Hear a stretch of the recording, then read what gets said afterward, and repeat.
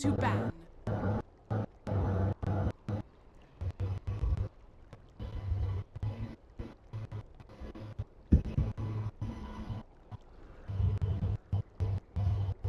Hello, ladies and gentlemen, we have to the moment we have all been waiting for, the grand final for the MDL MarsTV Winter Dota League. It took a bit of a break. We had a 3 hours long, and then after about 2 or 3 hobbies, we finally loaded in and we're about to start. God's joining me for this one, a full best of 5. Evil Geniuses going against EHOME.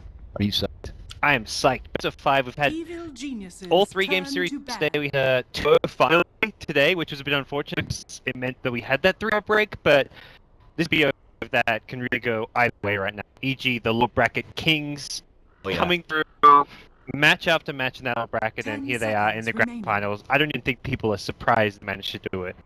There's a lot I want to say to be able to hype this up, but I don't want to miss anything important. So, Brian, if the draft is up, let's cut it because I want to see how we're going to get things rolling. But as we see, not really surprised. Got to get an early ban on the Void for this one. Now, in the last series, I love the way Evil Geniuses were able to kind of manipulate that draft. You could tell almost that he had a game plan moving into today. He knew that if he kind of left the whip out there, it would tempt OG. They snagged it up, and all EG had to do was kind of refer back to what they were doing, even as recent as Star Ladder. Huge team fight and pulling out that Enigma.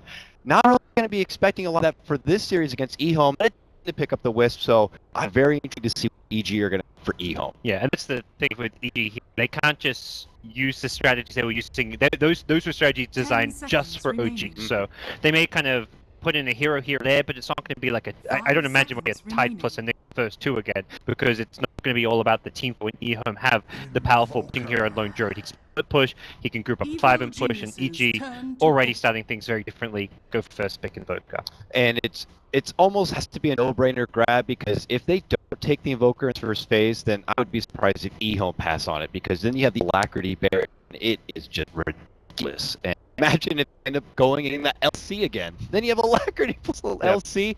We saw the work it could do. So, nonetheless, EG grabbed that Invoker. Sunil, wonderful on the hero. He's played it 7 times already. A 4 and 3 rep with that. We got to see what they want to prioritize next to it here and now. You're going to be going against the Lone Druid now, so I don't know. Maybe early have Witch Doctor, let's say. I know it's going to bounce well between the Bear. I'm very interested here. It is going to be the Witch Doctor, so grab by them. Yeah, so just securing, and it can be either Fear or PPD planners. We saw Fear have a game on it at Star Ladder, but also when they want to grab something more kind of aggressive that has some early pressure towards mid lane, they can still pick up the Tusk type hero for Fear, the Spirit Breaker. So they can be very flexible with the Witch Doctor in terms of who's going to be playing it. Now we look back to EHOME here. You already know you're going to be going against an Invoker on the other side. Do you have to grab up a high-profile mid laner to go against them before the they get X'd out? You still have some good option there going for like Prophet, which has been a favorite here, EHOME, or even pulling out like the OD, let's say. I think they want Viper. They have to pick an outside hero that's just going to get banned out in the second stage. So it's not normally a first 2 pick, but it becomes a first 2 pick because you're getting, if EHOME considered like a not a must-have hero or a key hero that could win them this game. If they don't want to reveal too much of core heroes, then they just for that like standard support grab, pick up either Lamb, Kakos, or like a Spirit Breaker type pick here in the first stage. I would be surprised if they don't go for Viper now, and it will probably be banned in the second phase. But they decided to go with the early commitment for the Tusk here. And this is the 11 seriousness that we saw from here. He's already committed for what looks like the Lone Druid, unless they do decide to flip the script a bit. But why the Tusk here and now? Mid Invoker is very vulnerable to ganks when it's an Exort Invoker, which is what EHOME have to be expecting when they pick a Tusk, because I feel this is a hero you're picking to help pressure, roam around, gank the mid lane, and EG have been running almost exclusively Exort Invoker. They may reconsider that when they see a Tusk, but you have him, be it a Death Prophet, a Queen of Pain, whatever it may be, all it takes is an Ice Shard block, Snowball, and you're looking at kills to Invoker, unless you've got the Tornado, unless you've got even the Ghostwalk. Tusk is going to have Sentries. It's got to be Quaswex if you want to survive those kind of games. no surprise to see that EG will get rid of the old chicken special right there. I don't know if you saw it, but someone had posted a fun little tidbit about old chicken. For anyone who didn't hear, I guess back in 2013, he decided to go on this ambitious journey. He wanted to be a pro player, so he put it up on the forums. I want to be a pro, and everybody kind of laughed at him. And it really reminded me of the story of Eternal Envy. He did the very same thing. And look where he is now. Look where Envy ended up going. It's an amazing story. And obviously, I speak Chinese, so I couldn't really get all the details about it. But nice. Here he is, and they overachieved so much, even in their run at Frankfurt. But being able to take a title would just be so huge. But then again, EG never seemed to lose, at least in recent history, in China. DAC, WEC, lower bracket kings. They are undefeated. This EG team is undefeated in Chinese lands, and I think even the edition before, when that AUI instead of RT, they won DAC and won the WEC or whatever it was. So I think they're 2-0 in the 2 Chinese lands they've played so far. So this could be their. I don't think they've ever actually lost in a Chinese land in Dota 2. As much as they seem to enjoy China every moment, they seem to be taking a lot of their money, so that's good for them.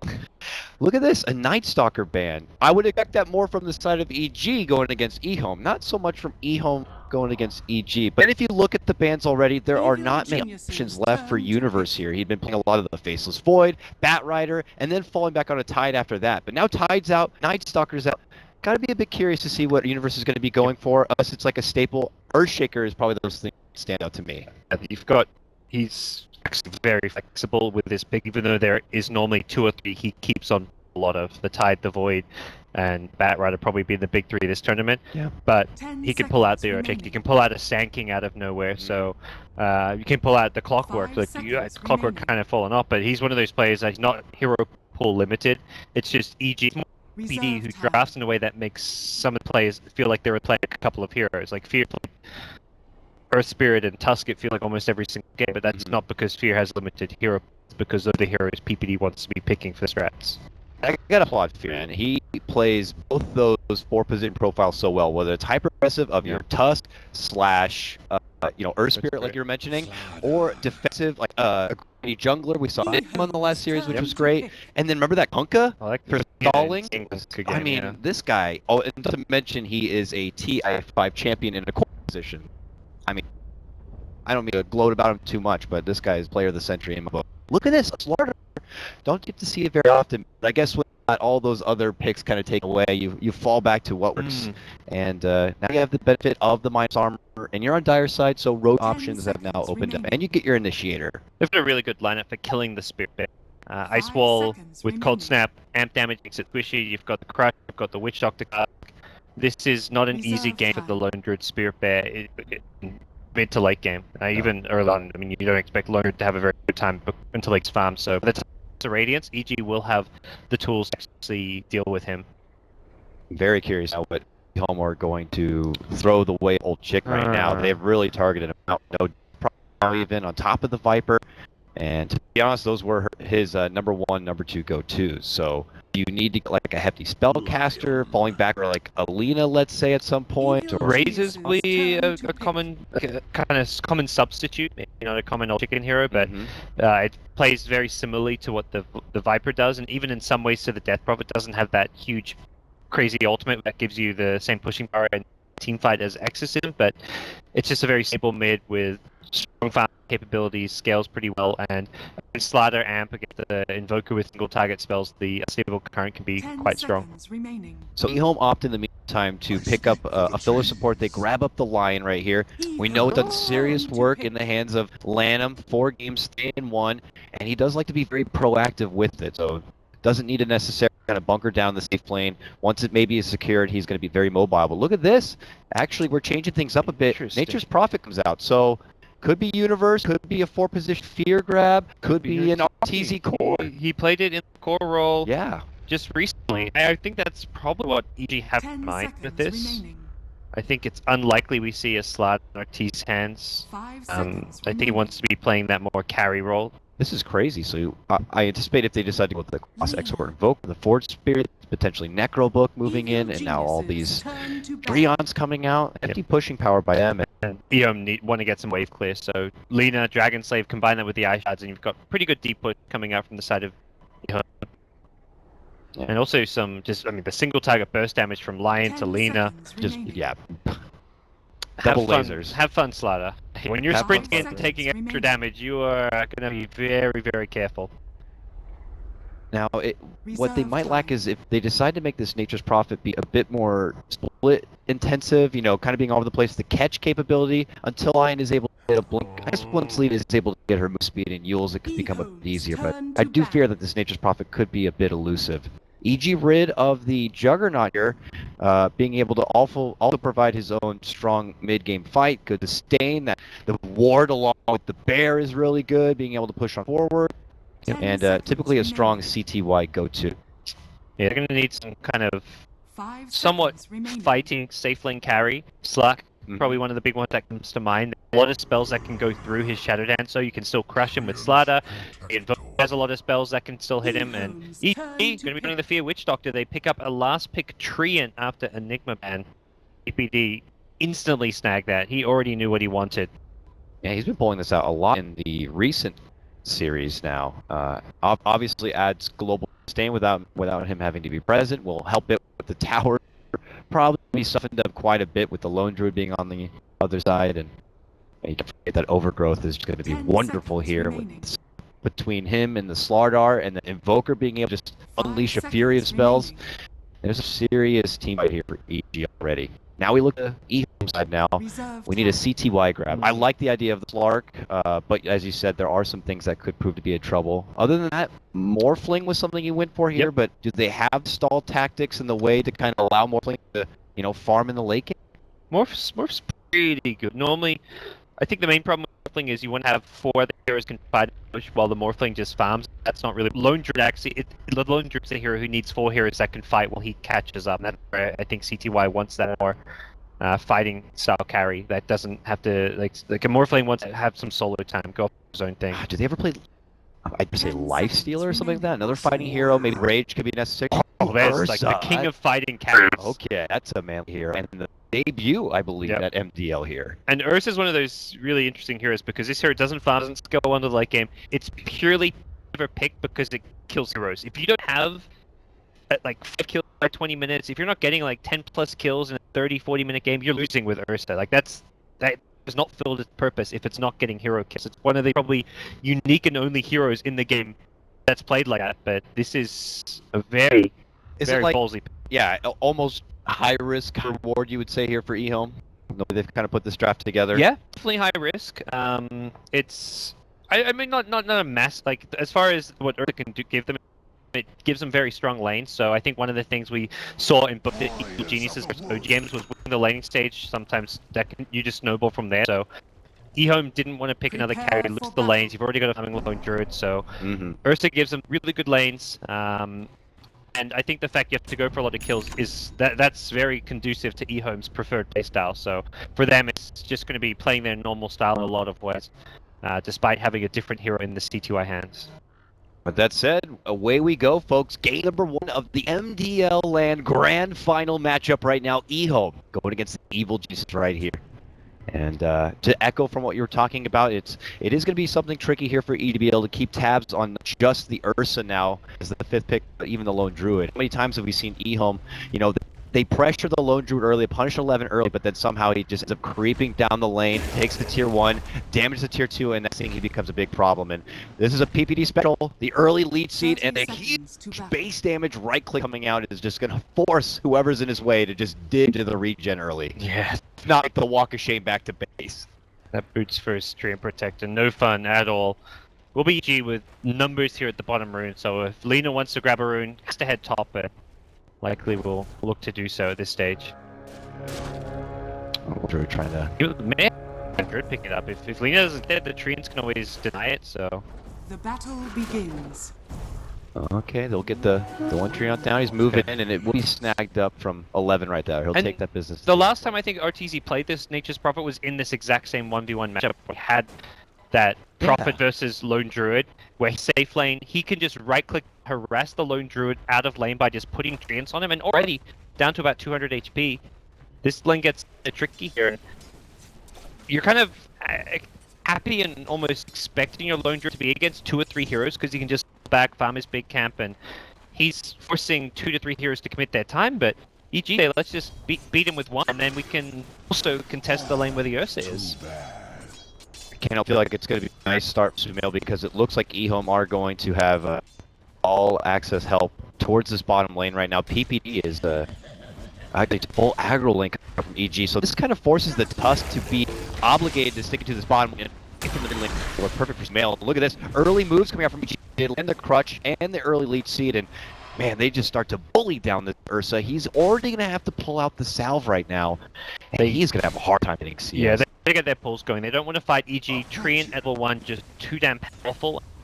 Their options are kind of just limited to unit pull, but EG will just come in, prevent any throughs. You're not going to get a double or a triple pull off this, and have leaned under heavy pressure early on. Like I say, it looks like the early start for Old Chase isn't going too bad on the Lina right now. It's a clear one-on-one. There's going to be no sort of outside interference because of this bottom lane, and the Lina's getting the upper hand in the meantime. The clear one-on-one, so that's what Sumail often wants, and he so rarely gets them. Teams just normally refuse to give him that kind of a matchup. Oh, looking to man up on the tree right here. Oh, follow-up stun does come out from the limb, but then the counter-attack is going to be the crush coming out from the universe, but another overpower. Looking to go for fear. Can he get the catch on a little Witch Doctor? Can with the snowball, and they'll able to grab the fear kill. Now a one for first blood universe, not close. Too risky. He had, I think, verified, I believe, on Slaughter. South, he had mangoes, he even dead then. All they needed for EHOME there, the key thing is they got level 2, and that Earth Shock from Ursa has such a short cooldown that he could just spam it and continue. Ortiz manning up here, Bears taking the no, he's got to be for retreat. Can he make it on time? Yes, he can. Last moments right there. Opens the lane up for LD, and Ortiz, he's slightly outmatched, and we know 11 plays a damn good lone druid here, so. It seems somewhat planned out by Ortiz, just so we can come back to lane with full HP on, but it's still, like you say, gives lone druid a free lane for some time. Still doing really well. 13 and 8, top of the CS on this Nature's Prophet, so he's doing good. Sumail now, obviously, flexing off this alacrity. He's getting the levels together now, so it's becoming a bit easier for him in the mid game. Or in the mid lane rather, so. And it does look like Tusk has made the rotation. He's lingering around this mid lane a bit, and potentially looking for an opening. I wonder if he even considers heading towards top and trying to gain profit around the level 5 of Lone Druid, because that to me is a big problem lane for EHOME right now. The Prophet comes back full HP mana, Lone Druid doesn't really have much up his arsenal, he's already been chipped away at, and a very vulnerable hero to gank, so you can get like a route and you've got Tusk there to cancel a TP out. You're looking at potential easy kills. And he's approaching now. He's got the smoke set, but Sumail's a bit hesitant. He's been off the radar quite a while, and yeah, once he has put herself in that kind of high ground positioning, things are a little bit fishy. Good positioning from Sumail, avoids danger. Yep. CTY coming in, actually getting the last hit on that big Satyr, so he's getting himself a really good time on the bottom lane at 17 CS. Beating the Slaughter with the early kills as well. Is actually turned into a very successful lane for EHOME despite thinking shaky early on. Do EG need to consider any sort of chain now that they continue to keep the Witch Doctor and PPD continue to stay there a bit? And undetected is this test. Alright, RTZ. Oh, walks past Sharps, gets a sprout down, but the snowball just roll right through those trees. Just has some tree on, but he's getting body blocked here seriously from Kaka. He keeps getting bumped in the back right now, but Kaka will be able to make it back to the tree. But all the meanwhile, looks like they were able to get the kill. Lina's going to be going down in the mid lane in the hands of Sumail. Okay. PPD in particular. Yeah, PPD rotated him, and with the Lina, they killed the Lina. That's a big kill on the Lina. Ursa getting another kill in the support, not the end of the world for EG. They get a much bigger prize. Yeah, I don't always suspect the PPD just disguising himself as a tree there. It's like, no one really sees that set too often. Yeah, that's it. He just blended in. He's got camouflage here. And Kaka just casually walks right by him, eats the leech seed, and goes down. Maybe he actually didn't know PPD was there. For he might have actually been hiding in fog too. There's like a little spot underneath his trees which is in fog. Couldn't tell, but you don't expect the mobile tree though. He's been hanging on the bottom, and just as I was alluding to the idea of a bit of a change up, he went right under the move to the mid lane. And they got some work done, but right back from Here is Kaka going for this mid lane on the way in, does drop the sentry before taking it out, wants to get the fade below Sumail, but that many tree armor coming in from BD, but he's the one who might need himself, eats up a root, and well, there's going to be fears. Same with the coconut, and will assist his partner in crime. Uh-oh, overpower now, reaches in, and his slack apart is going to be onto Universe here. Landham gets a beautiful setup. Once they realize the Witch Doctor's not in the lane, they know he's alone, and they make their move. Yep. Took Person needing kills. Well, he's already secured 3 for it in this number, so as far as Ursa's game's going, this is the kind of stuff you don't necessarily expect it, but you're picking Ursa to get these kills in the safe lane. Yeah. You're not just wanting him to sit there free farming away, trying to farm. I mean, you farm a blink and your kills come a lot easier, but you want to get kills along the way to that blink dagger. PPD had picked up a nice early arcane boots. And for PPD at 6 minutes, that is amazing. So that kill participation early is got the last hits on the kills. Yeah. He's 2-0. So he's got this huge mana blue with almost perma living armors to dish out right now. And it makes it that much harder for EHOME to kind of even break through those tier 1s. You'd soften him up, but he will constantly be that tower paramedic to keep him well. And Kaka knows the pressure is on him. We pointed that out in the draft. Gonna be looking to get very proactive here, but we'll see. Is this straight to the Roche already? Yep. Only with a Morbid Mask, and yeah, nice. Going right in. Trying to sneak one by EG. EG could likely kind of catch on to this going on once they see Ursa no longer farming at bottom, but he's there in the jungle, Rodan possibly ganking because he's level 6, so there's a few options as to where Ursa can be, and you just don't really have the ability to always scout this one out. Like, Nature's Prophet's on the top side of the map, you can't just send a tree there, and it's going to be a very straightforward Roshan TTY who doesn't even have to commit the ult if he doesn't want to, although just for the sake of ease he will. Going to turn into a scary bear at this point, so back to the bottom hemisphere he goes.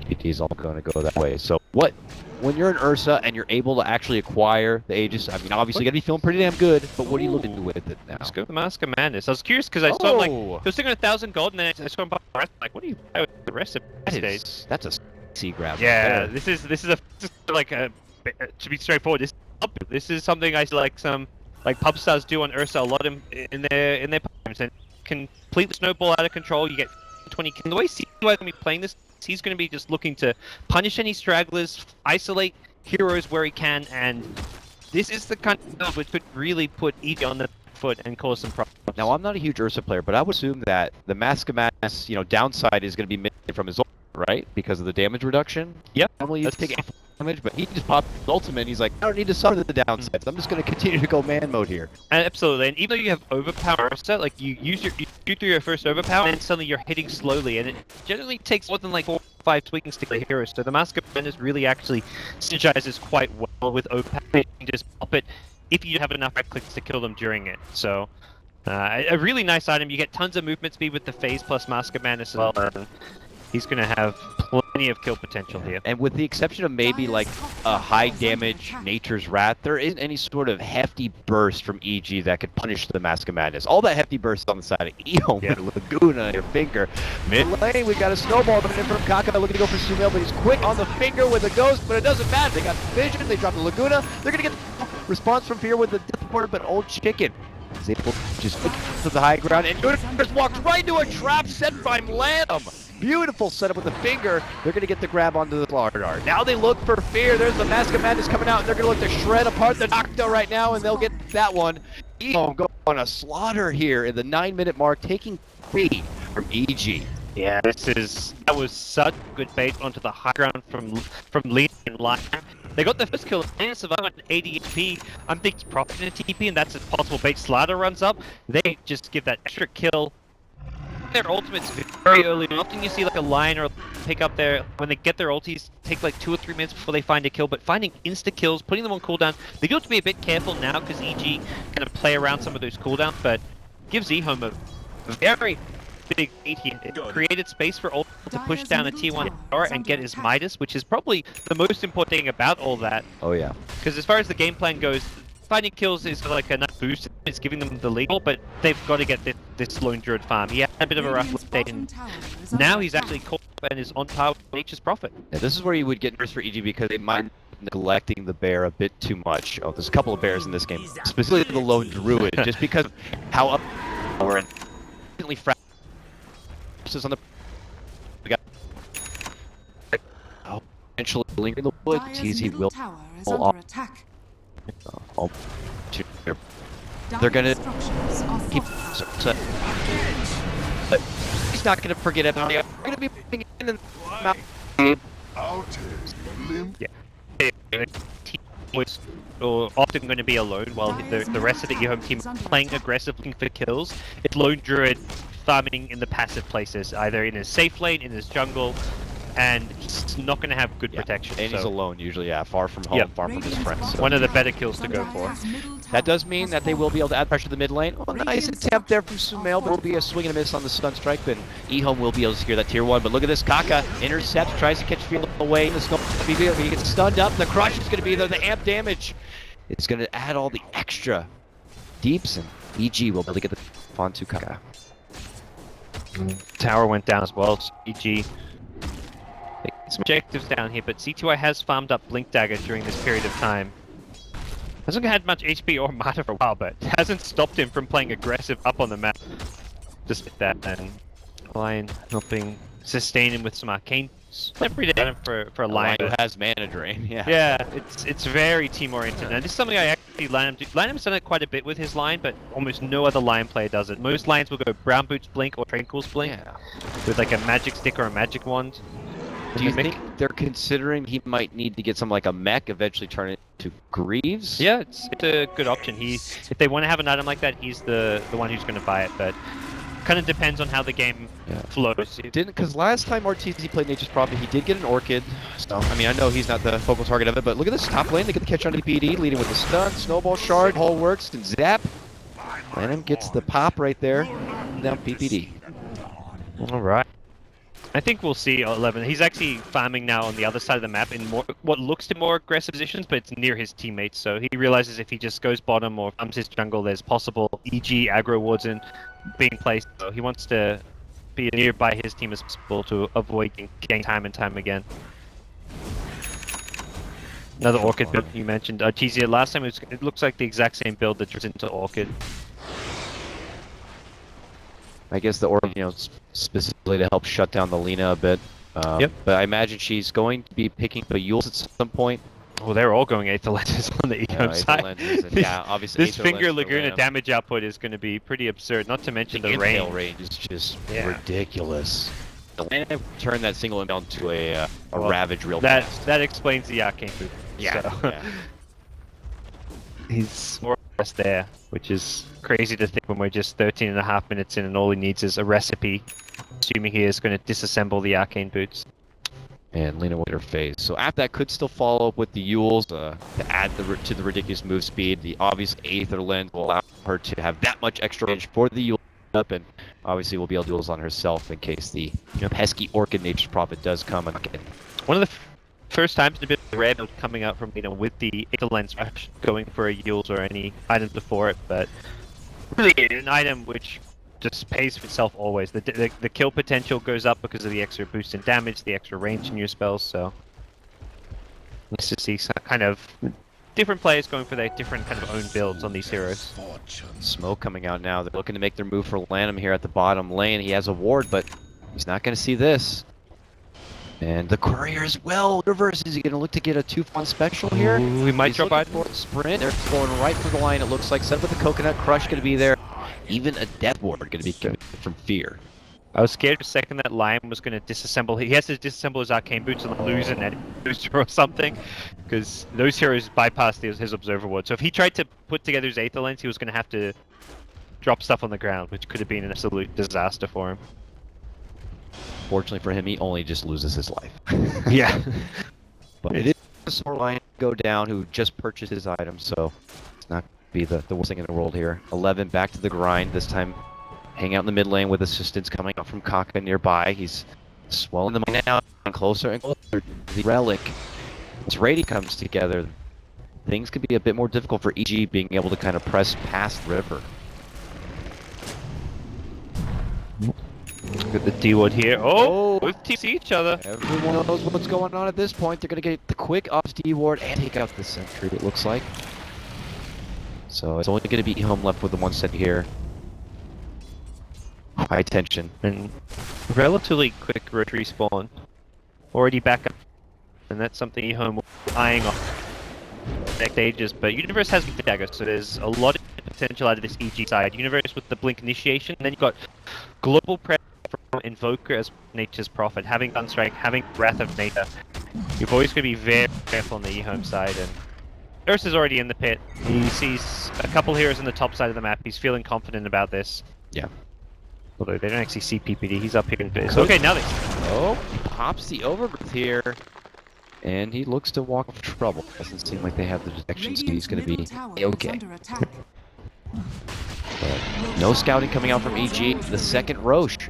Once again, going to be picked up here from EHOME, specifically CTY, who now grab the Aegis, and they will take this momentum to the bottom lane and look to make a go for the tier 1. And as you can see, PP continues to try to heal them all up, so EHOME can continuously need to start from scratch when they make these pushes.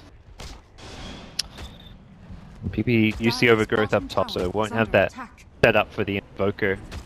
Chaos Meteors and Sunstrikes. They're plenty with this guy right here, though. Yep. Sahil Neal. He's very squishy. He gets that first blink crush off. If he gets hit by a disable in the, like the Lion or the Lina done, he's going to instantly die. And I feel like Slaughter, you want to keep him alive after the fight because the crush has such a short cooldown. You want to be getting off 2 or 3 in a row with amps onto multiple heroes as well. EHOME do seem to be reading the situation well. They know a lot are missing, and they actually change over. Yeah, it looked like they were trying to make a grab for Arteezy, who already beat back to base, but... And EG immediately tried to jump on him. Slaughter blinking forward, but you know, as soon as you see 2 or 3 heroes up, like there may be a struggler bot who didn't back off with his teammates. But not the case. And Relic has been acquired, so 17 minutes in, something like that, kind of 20 radiance timing. Oh, good catch right there. Okay. Alright. Fair. Bit of a nice gold boost more than anything. For the lone druid, he doesn't really care about the cooldown at this stage. He's unlikely to die another time. It's TY, man. This guy. He's an innovator. Boom! How you doing? Arteezy will be able to get this prop, but he's quick to cut down the tree, and he will continue to slash him apart. Nature's Prophet goes down. Good catch for TY. Now they're going to look to retort. This is for the Aegis, mind you. He gets the ultimate off. He's going to be negating a lot of that damage. Malden comes out, but he is a slow beast. Here comes EHOME. Are they going to be able to get this Aegis down? Oh, a forgiving bounce, and it will be able to go down. So, CTY will lose his Aegis. It still looks like all EG wanted. Kill him, Prophet. That's all right. No, they're not a team who's getting Aegis to try and push and siege EG. They may be able to do so regardless with the lone druid, but Ursa having an Aegis is not like a key item for him to push. It's a key item for him to dive and go for kills like that. You want an Aegis on Ursa so you can just YOLO for kills, and he YOLOs for a kill, gets it. Sometimes you die for it. Oh, luckily it's an Aegis. YOLO for the kills, he push because the division numbers. So CTY has yet to put it on himself. What? Don't worry. Let's bring in CTY here a bit. Ghost Scepters are always like the most bold item against Ursa, although I don't believe we actually have anyone rich enough to have them. Nice gap closing jump comes out from Universe. Lanham though still lives on, is able to get off the stun, turns the corner, avoids the meteor here, and he's trying to step away from the burn damage. And suddenly comes CTY right now. Long empty blast, gets the catch from Scale, finishing off Lanham right there, but CTY continues to go to work, and what did he take down too? Looking to go for Universe, living armor helps him for a bit, but now the defusal. What? Slow down to the sentry. CTY slaughtering apart, just going through these charges like it's nothing. I think he just used 3 at once, all of the Slaughter. Did he like remove amp damages and do it? Like, my goodness. I don't know, but I just saw him on 6 charges and then he suddenly hit 3. Like, he must have spammed the hell out of that hockey. Oh. But it's great because you can keep the Slaughter in position when he's trying to sprint away. You mentioned getting rid of the amp damage. I think he wants to use it more offensively. Yeah. I believe it purges off living armor. He used it on a living armor here. I'm not 100% sure. It was Universe who had it, but it was hard to gauge. I guess if it got he purged the slow and to remove the living armor. So I'm not sure if he right-clicked off the living armor or if it purged it off. That's a mechanic I'm not aware of, but it's great against living armor if it does purge it off. So that's maybe one of the reasons why he got it. Obviously, that was the ward that led to all that trouble for EHOME. So Lanham are quick to. Yeah, living armor is purgeable. We got the confirmation. So. So he gets to slow him down and remove the armor. So Fusel seeming like a pretty damn clever pick here, Mr. C2Y. Never ceases to amuse me. And now they're looking to pressure up towards the top lane in the meantime. While He's gonna have to go for the NV double diffusal build with how fast he's going through charges. yeah, right? Clever pick for now, but Dire's bottom waiting tower out. is He's under in a attack. curious little watch position. You got a nice ward right tier 1. Oh, they're scouting out looking for Kaka right here, and they do guess wrong. He continues to wait. And now PPD will see CTY kind of rolling his way. Yeah, it's a stage of the game where you almost need to be buying a gem, otherwise PPD will get tons of scouting information for his team. Play that bounty hunter-like role, Dire's get deep bottom wards tower down, is and under we see attack. one near the tier 1 top tower, one at the mid lane. He's getting tons of crucial vision for EG. When you're behind, you need all the vision you can get to try and pick and choose fights to your liking. Look at this. Look at this net worth, though. Mine's just picked something up as well. I wonder if he's got a blink? Oh, just wards. That's gonna say, ambitious. that would He's be got a 3.7k net worth, yeah. Oh, look at this. They drop the sentry, they see the tree, so they use him up and they chop him on down. Quick, easy grab, CT1, his mech kill streak. They are going to take down Kaka, maybe a hard commitment right into an Invoker combo, but look at the dirty work that this man has been doing in the bottom lane here. 11, going to town on a tier 2, can't sleep on him, but now he's going to get sprouted up. Can't chop down the tree, sends his bear side, he's looking to hide away himself. They have caught him out and they will get him. 2 for 1. Yeah, nicely played by EG, making sure they not only get the punish the Kaka at top, but coordinate their TPs and rotation on him to make sure they kill the split-pushing Lone Druid. So Lone Druid just playing that kind of greedy side lane farmer, and that's his role here, but you need to have a way out from that game. But EG just on point, keeping in all the right heroes in the right order. Nature's profiting with the sprout and making it so there was no escape. It's sprouted up. He gets caught with the Orchid, and what? I mean, that's style points there. He doesn't even want to stay for the funeral. He just goes. But good timing to get out because Oldham was in the neighborhood. Yeah, one more right click could have almost been the death of it. With the Yules, 8th lens, he had plenty of catch. And BKB in order for our CTY Ursa. So, as if he wasn't able to go man enough, now can really just do as he pleases. Imagine if he's able to get the next Ocean Aegis and have this BKB. There won't be much to stop him. What do you think, though, if we start thinking long-term for both these drafts? Because it is a bit interesting. Lone Druid is typically always outclassed by someone else, but in this game almost looks like one of the best available. You have Nature's Prophet on the other side with an Invoker, and then the Ursa. So You don't have that clear late game, like hard carry by means, but heroes like Invoker go very well late game, and their entire team has a lot of team fight synergy. You've got the minus armor coming from Slaughter, and then the heavy physical damage from a Witch Doctor, and you have the Treant who keeps everyone in place with Overgrowth. So there's this great team fight synergy which EHOME may run into issues dealing with if they somehow don't manage to find the Witch Doctor, cancel that death. We've seen Fear what he can do on a Witch Doctor, and that's a player you just can't ignore in a team fight. So PPD, he's been on point as far as making sure that... PPD, though, is spotted out right between a sentry. They get the vision and have the dust, and they will get the kill. And Ursa does but also. PPD makes sure his team has all like the necessary vision to win them team fights. Like a death like that is ultimately the kind of result of the way he's been playing and securing EG tons of scouting information. So and they're not done yet. They're creeping. They're going to be spotting out Arteezy. Here comes the snowball, but they get the force assistance, and Arteezy might be able to make it back towards the tower. Shard's going to be coming close, and it looks like EHOME will have to end the pursuit. all right, great full stuff, keeping him alive there. Dire's Smell middle close to an tower is Aghanim under Scepter, so he's attack. going to be kind of looking to scale with that late game scary Invoker. Probably has to get a BKB along the way just because of the line Lina, the Tusk, but the Scepter gonna make this Invoker that little bit more potent in these upcoming team fights. Dire's middle tower is EG under looking for an attack. element of Dire's surprise here. It middle might be their tower best has bet, fallen. because if EHOME ever have the wherewithal how the fight's going to begin, and it looks Cock takes the one journey away from his team and into a bit of trouble. Cheeky little snowball, but whoa! That's a Finger and a Laguna, a lot of hate there for our TC, and then the jump from CTY is also to get the follow-up, takes down the kid and his father. Now they look for Sumail. They're going to be able to get the catch, does the LSA and the finish. Suddenly it went from 0 to 60, and EHOME take lives of 3, and now go into the high ground. Oh, no buyback on 2 of those 3 dead. Only the Nature's Prophet who can, and it's really the Invoker that you need a buyback on in this situation. PPD's flanking, but the damage at this stage comes primarily from the Invoker. Even the Witch Doctor is probably one of the next biggest damage deals with Death Ward. And look at the bear just demolish. Dire's middle barracks has fallen. Walking battering ram right now. EG already lost their melee racks in the mid lane. Good move for EHOME, and they're happy with those winnings, and they will just quickly get the hell out. And C2 upgrades its Diffusal. And this item, the other kind of thing to talk about is it gives massive penalty at a very kind of low cost effective price. So he's going to be just dishing out more damage with the attack speed it provides, and makes EG's life that little bit more difficult.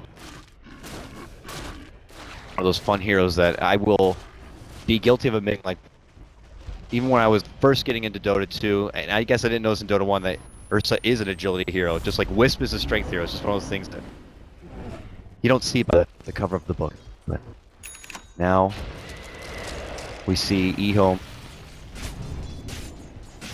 waiting out, I'm sure, for the next Roshan Aegis opportunity. Oh man, it just seems like every chance PPD, they have the sentries at the ready, and it looks bad, but the item from PPD, he has to keep doing this, so yeah. EHOME just started to read very well his movements, and they're investing a lot into these sentry boards, and I don't think you need even attribute this push to PPD getting caught out. This was always going to be a near impossible row to contest, much like the last 2. Problem is, this is now the 3rd row, so is Aegis as well as Cheese, which is a nice little extra item to help with that high siege that EHOME likely been trying to get before. And he makes that 3rd Roche look easier than the first 2. Takes it down, they got the extra life, and yeah, you make a good point. I mean, the nice factor with getting this kind of PPD tree where he goes very roam and bringing all that intel for the teams usually can starve the supports who have to hit all sentry. Doesn't be costing EHOME a lot. And now, looking to make chase here for RTZ. He will have to double back. They're hungry for a $300 purse, but they're not going to get it. Quick pullback 11 as he gets back into the grind to farm, but a retort. Lanham. Yep, they get the catch. Good response here from EHOME, and just as CTY shows up, he eats a deafening blast. So he'll have to stay back. He would have did that. Can't blink with the Forward Spirits on him now as well. So a nice little pick off. EHOME lose a lion, will have to back off. It does eat away at that Aegis duration that they want to be pushing during. Yeah, you really do need to have him on hand, because if Fear's able to get out a big death ward, a couple of options on stopping him, but I'm sure an Aether Lens line probably one of the better options, so want to make sure they have all lockdown and disable at the ready. He started really strong on the line. He had Aether Lens at an amazing time, but since then it's been a bit slower, and he's been on the receiving end of a couple of nasty EG ganks, so. And there is a Ghost Scepter on Fear on Witch Doctors. That's Diffusal Blade does come into play. 8 charges now he can burn through quickly, so no one is going to be safe in the Wrath of the Bear. Continues to work out this way. So we'll see how long those 8 charges last. Give it maybe 2 bites. So we see now Evil Geniuses. The Aegis was picked up from EHOME. Gonna have to stall as they can. And it looks like an opportunity to make a go for the bear. It's got silence and everything. They're trying to TP on. Okay, Ursa changes his mind. I think it's Mind game TP. Yeah, maybe, yeah, like you say, mind game him, try and scare him off, and then you could save the bear. But Witch Doctor is incredibly good against Lone Druid with Cass as well as Maledict. The Maledict actually really destroys the Spirit Bear. So very good hero to have, and that's why EG prioritized that in the first stage of this game. You can kind of see it there. Ultimately, I think EG spent almost too much emphasis on countering the Lone Druid with their picks. They picked up a lot of heroes that can help kill the Spirit Bear. Invoker was going to be a pick regardless, but it feels like every hero they've picked up in some way has been to help kill off the Spirit Bear. The Slider, the Amp plus Crush, Protector, you've got Overgrowth mix as well, so the Ursa is turning to be the biggest problem, more so than the Lone Druid at this stage, even though Lone Druid's very far. Didn't seem like EG were able to get as much out of that aggro lane as they probably liked, being able to bully the Ursa and prevent it from being a problem. Eventually they did find some kill opportunities in the bottom lane, and the Ursa got that quick first Roche, and kills started coming in. And even the way EG was laning it was slightly designed to help counter and punch the lone druid, but here we are, 30 minutes in and home. Controlling the fish when they start in mid lane. We'll land him. How about the high ground defense here from EG and what they can really do about it? Oh, CTY looking to make a go for Arteezy, but he doesn't have a way to get through the Sprout. So it's a clean getaway for him. But look at the slow siege coming up from 11. Just get in there, Bear. By the way, Ursa Ags, a fun one. You kind of becomes like add-on ultimate where you can use while you're stunned to get out of the stuns, and I think it also reduces cooldown. I want to say, Scepter cooldown 18 instead of 30. So yeah, it reduces 18? cooldown. That could easily be twice in a fight. And it's ridiculous because you get set up by Slaughter, you can just pop it off and it dispels the stun as well as the amp damage. So wow, very good upgrade on this hero. Something that's kind of hard to fit in often because there's so many other good ups. Like you look at him trying to gain profit, you kind of want to have an Abyssal Blade or a Hex, some kind of disable. Like the old school build for Ursa was almost always going for something like a Fast Aether Vice or getting a Abyssal, but I mean more options these days. Oh my goodness, that Aetherland's finger. And the Dragon Slave as well. Jesus. Universe. Not the down bear. for the count. Being 50 seconds, does have a buyback here, and it does not look like EHOME are looking to let up, but I love this play from Arteezy. He's cutting the wave, poising the trees to kind of keep it at bay, and EHOME will just as fast make the rotation towards the mid lane. Yeah, they can still assault the top lane with creeps in the mid-high ground, but for now they're just going to go for range tracks. One of the nice things of having the Dream Protector means if EHOME just do a bit of damage, it's going to get healed up, so they've got to kind of fully commit if they want to try and take a Rax. Freaking coconut. Just Blink expires. there. They get their racks. So would you say already it's been a successful H life with that? But oh, they're looking to fight, man. They move in for Sumail. They get the Laguna. They get the kill. Double buybacks coming out from EG as Kaka's gonna be eating up the Malik. There's Crush, and there's the kill right there. They get the 1 kill response, but they'll need to be getting a lot more to justify these double buybacks. They'd already lost their mid lane racks, and a simple tuck kill I don't think is going to be enough. Ursa's looking to turn this one if they chase really far and hard. Repositioning, Tornado's going to be off the mark. Now they're going to get the Yules here for Universe. Able to pop aside from the damage right now. It's a bit of heat from the living art, and is able to make it away. The 11 sends in the bear now, looking to go for and well, he drops the wall, and the Universe is going to assist, jumping in with the Crush. Now they're looking for PPD. They're going to kill the LSA. Back on the low side here. The bear continuing to shove them out back. Ghost Scepter is going to be forced out, and they get the Yule set up for Arteezy with that long range, and CTY is going to be able to scratch them apart. Arteezy's out, nearly 80 seconds. Does have a bite back, but it's not going to matter. EG all the game. Going to be going to EG. This TY show, and that's what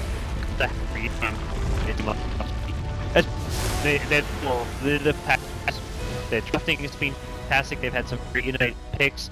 Old Chick added a bit of new flair throughout this tournament, and land as the captain for the team has been solid. But C has to have big aims. He's very much like the key player to look out for. He's kind of like a miracle of this team.